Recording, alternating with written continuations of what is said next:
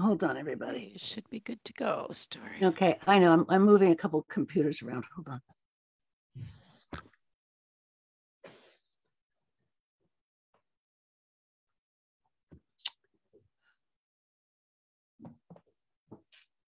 Okay. Welcome.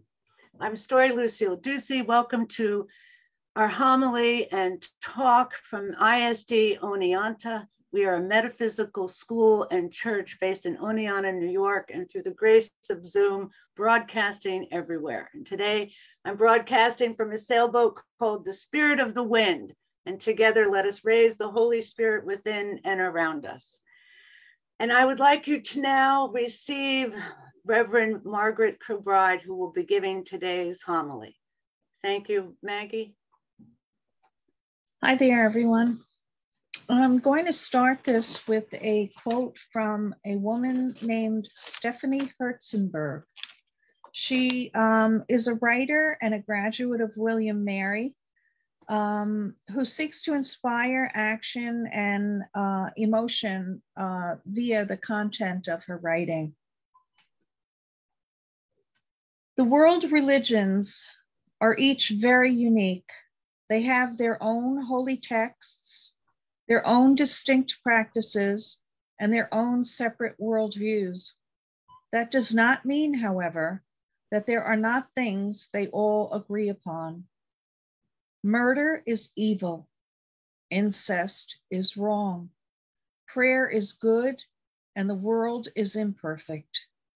Drop any combination of adherents of any major religion into a room, and they would all agree on these statements. They would have many differences and many disagreements, but when it comes down to it, there is more common ground between religions than most people realize. That common ground is more than enough to create a world where people of various religions can exist in harmony, regardless of their differences, if people would stop focusing on where they disagree and start paying attention instead to what they all have in common.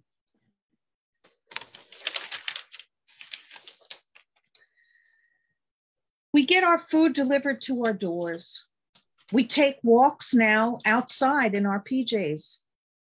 We've lost the social etiquette of polite speech, opening doors or holding them for others.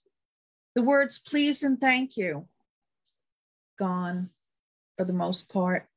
Stickball, jump rope, hopscotch, patty cake are all succumbing to playing indoors with our thumbs, the only part of us getting a workout in the new play called computer games. Conversation is texted to the person who sits right next to you.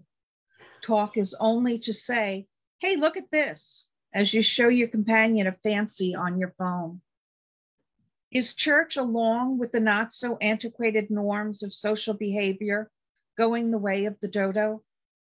We want our spiritual worship like we want our video programs, easily accessible in our comfy chair, in our PJs. In person and effortless at the same time. Ta-da, the dawn of virtual worship. And we can't blame the pandemic. Virtual worship is almost as old as TV itself. Some of you are old enough to remember televangelists telling their TV congregation to put their hands on the TV and they'll get a healing. We do it now, sending metaphysical messaging through the airwaves. It is part of our evolution of energy, not dying, but going through transformation. We have become a society of convenience. We all study different branches of religion and metaphysics. If we take away the degree of God name, the dogma and God naming, are they all the same? Is there one truth or many truths? One truth, but a million different ways to convey it. Why? Is it ego? The need to speak your very own God language is leading many people to give up their formal religions and create an amalgam of beliefs they feel they can live by. America's religious affiliations have undergone a substantial change. There is a rise in religiously unaffiliated Americans. Today, 25% of Americans claim no formal religious identity. Surprisingly, this is now the single largest religious group, in quotes, in the United States. There's a native Cheyenne belief, and they say, our first teacher is our own heart. The growth of the unaffiliated is fed by an exodus of those who grew up with a religious identity. Interestingly, children raised in a non-affiliated home tend toward joining a religious tradition. If raised in a formal religious tradition, more than 6 in 10 abandon their religion by the age of 18. What I found startling is this is happening in white households more than non-white. I wonder if it is because non-white families still retain more of a nuclear home than whites. They live closer to one another. Women are twice as likely as men to say negative religious teachings were a major reason in leaving their religion. Family dynamics, divorce, religiously mixed households also are responsible. It used to be believed more liberal churches had greater amounts of people leaving, while conservative churches believed a strict discipline and boundaries were safer from people leaving. Now the strict churches theory is crumbling because some denominations are now recording losses or slower growth. The Southern Baptists have lost more than 1 million members over the last decade. People who have no formal affiliation are not all atheists. About 1/3 of nones say religion is somewhat important or very important in their lives, and most say they believe in a higher power. It is hard to deny that formal religion has fallen on hard times. 4 in 10 young adults are nones. That's 4 times that of the 1980s. The fastest growing religion is no religion at all. Why? Some reasons: people left, too many Christians doing unchristian things, not learning about evolution, the belief that religion is an opiate of the masses, lack of scientific evidence of a creator. I'm doing more learning, studying, and making decisions on my own. Authoritarianism. I think more harm has been done in the name of religion than any other factor. The belief religion is a very personal relationship with my higher power. Because religion is a business, it's all about money. Clerical sex scandals, teachings on sexuality. Many people feel no need for a particular religion because they are open-minded and find no religion is right or wrong. They can pray to their higher power anywhere. Church is not necessary. Why is there so much suffering and evil in the world? This question can be particularly confounding for those who believe in a good and all-powerful God, as is often described in the Abrahamic religions of Judaism, Christianity, and Islam. For centuries, philosophers and theologians have grappled with the problem of evil.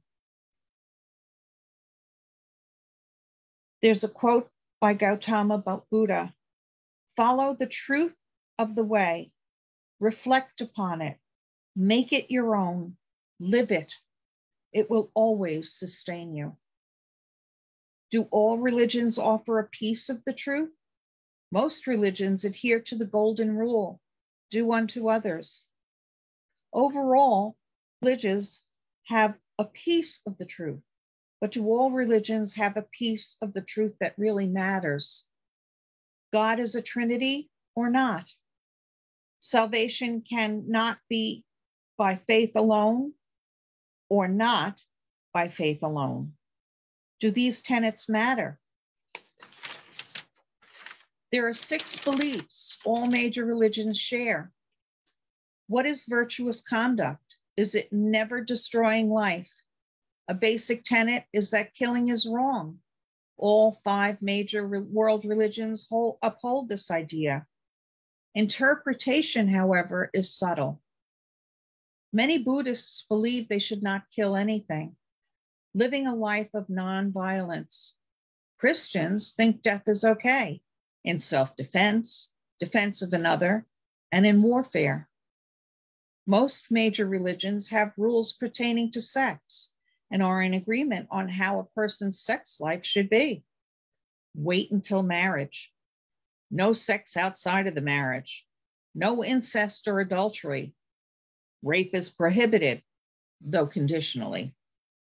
Prayer, an important tool to keep the portals open between your higher power and yourself. The belief the world is flawed, how, varies by religion, whether through Adam and Eve and the tree of knowledge and that darned apple, or karma, past lives coming to bear. All 5 major religions recognize there is not and can never be a perfect utopia on earth. Sin and suffering may be inevitable, but there are solutions to suffering in the world. Hindu and Buddhist beliefs offer an escape of suffering through the cycle of birth, death, and rebirth. The Abrahamic religions believe in an afterlife free from sin and suffering. Guidance for the escape from sin and suffering cannot be achieved alone, but with the help of texts, traditions, and teachers. In ending this, I have a quote by Steve Maraboli. Live your truth, express your love, share your enthusiasm, take action toward your dreams, walk your talk, dance and sing to your music, embrace your blessings, make today worth remembering. Thank you.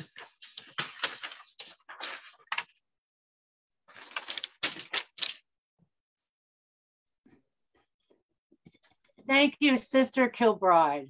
Just brilliantly written. It really delivers from your heart. Well done, really beautifully well done. Thank you, thank you.